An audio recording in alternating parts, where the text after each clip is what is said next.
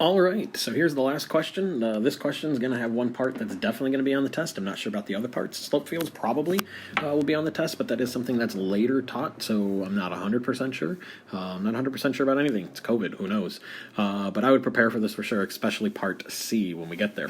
But first, we have the differential equation, dy dx is equal to 1/3 x times y minus 2 squared. We have the slope field given. We want to sketch the curve that passes through the point 0, 2, and then sketch another curve that passes through the point 1, 0. So, focusing first on the curve that passes through 0, 2, that's this coordinate right here that I've got in blue.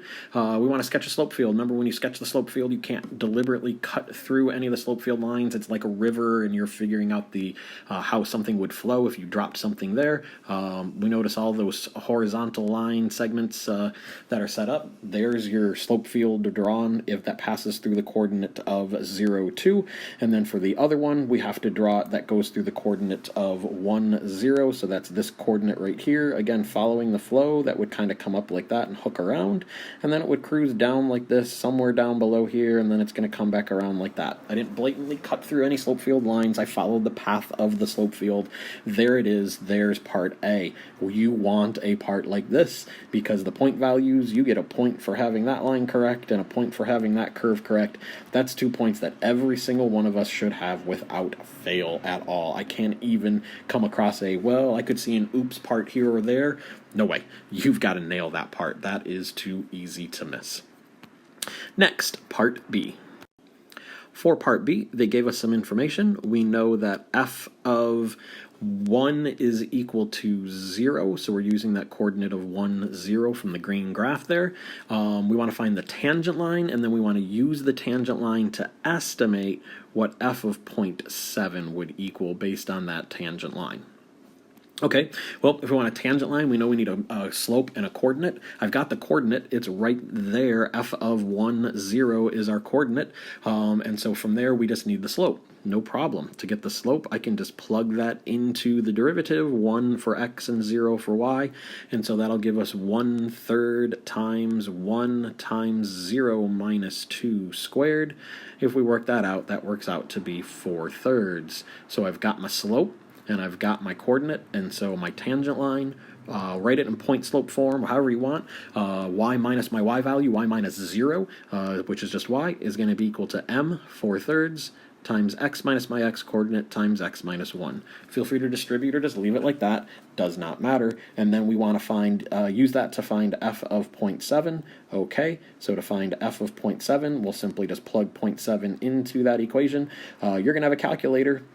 This year, 2018, they didn't, but you're going to have a calculator for the whole thing. But either way, just work that through and don't get too careless. You'll end up with negative 0.4 as the value there. As far as points are concerned for this part, you get a point for coming up with the equation of the tangent line, and then you get a point for coming up with negative 0.4.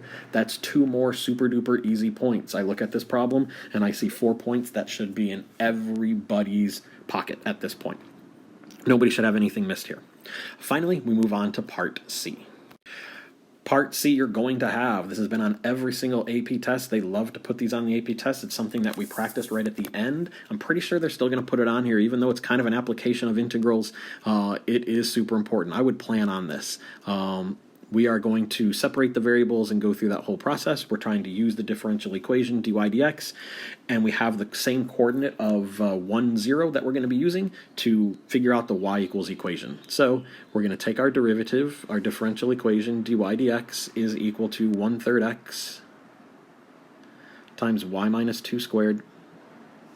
And we're going to go through that process that we really focused on back in chapter 6. We really focused on this process, or 5, whatever chapter it was. And we have to separate our variables, x with dx and y with dy, by mainly multiplying and dividing only. You don't want to add dy. You don't want to subtract from dx. I know I'm going to have to multiply by the dx, so that way I'll have a d on each side. I'm going to divide by the parentheses of y minus 2 squared. So when I do that, my equation will then look like, I'm going to write it like this. I'm going to write it as y minus 2 to the negative 2 power, because I'm dividing by y minus 2 squared, so I can write it like that. That will help me with my integral. And dy is going to be there, and then I'm going to multiply both sides by dx. The 1/3 we could leave with the x. You could multiply both sides by 3 if you wanted to. Take your pick. I'm going to leave it just like that. This will allow me to integrate both sides. Now that I have a dy on one side and a dx on the other, it's got Leibniz notation, and so I can go ahead and integrate. When I integrate, it's not too bad. Technically, you need a u substitution on the left side, but if you forget about it, it's not too big of a deal, because u would equal just y minus 2, and so du would equal dy would be a swap. We wouldn't have any constants that we'd have to worry about, like a multiplying by 2 or anything like that. So we're just going to add 1 to the power, so it's going to be y minus 2 to the negative 1 power. And then don't forget to divide by that new power, and so we're going to get a negative 1 there as well. I'll actually write it out as a negative 1. We only need a c for one side of the equation, so I'm going to put c on the other side. On the other side, we have 1/3 x. That's a super duper easy integral. We'll add 1 to the power and divide by what we get. So if we add 1 to the power, it's going to be x squared. When we divide 1/3 by 2, we get 1/6. And so there is our equation after we integrate. Now, you can either solve for y first and find c, or find c first and solve for y. You know me, I like to find c first. I always find that much easier. It's less variables to have to manipulate in the end. So, we're going to utilize the given. They told us in the problem that it passes through the coordinate 1, 0, and so I'm going to plug those values in. And so if I plug 0 in for y, negative 1 times 0 minus 2 to the negative 1 power is going to equal, plugging in 1 for x, 1/6 times 1 squared plus c. So if I work that through, 0 minus 2 is negative 2 to the negative 1 power would make that a negative 1/2. Negative 1/2 times negative 1 is positive 1/2, so that's what we have on this side. On the other side, we have 1/6 plus c. Oh no, we have to put fractions together. You have a calculator this time around, so you shouldn't even have any issues, but it really shouldn't be an issue in the first place. You'll end up getting c is equal to 1/3 there.